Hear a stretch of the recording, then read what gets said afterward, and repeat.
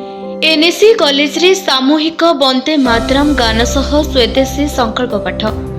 वंदे मातरम 150तम वार्षिकी अवसर में जिला प्रशासन एवं संस्कृति विभाग पक्षर जाजपुर जिलार विभिन्न विद्यालय एवं महाविद्यालय स्तर में सामूहिक वंदे मातरम गान करा जायछि।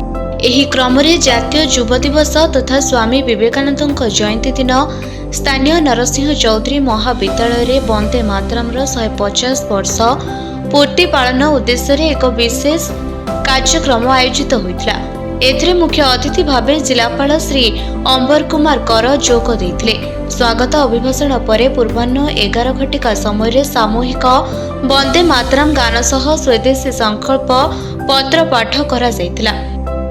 जिलापाल श्री कर निज वक्तव्य छात्र छात्री मानकु भारतर स्वाधीनता संग्राम एवं बंग विभाजन बेले वंदे मातरम गान किभली देशात्मबोधक मनोभाव जागृत करितिला से संपर्क में बुझाइतिले।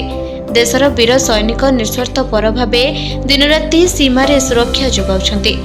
राष्ट्र प्रेम बिना यह संभव नुहे बोली जिलापाल कहितिले एवं स्वदेशी जीवन शैली आपणैबा सह देश सेवा को निज जीवनर मंत्र करी राष्ट्र निर्माण में भागीदारी हेबा पई छात्र छात्री को परामर्श देइथिले। एहा सह युवपीढ़ी को समय सदुपयोग कर विभिन्न क्षेत्र में पारदर्शिता हासिल करने जिलापाल श्री कर प्रेरणा देइथिले।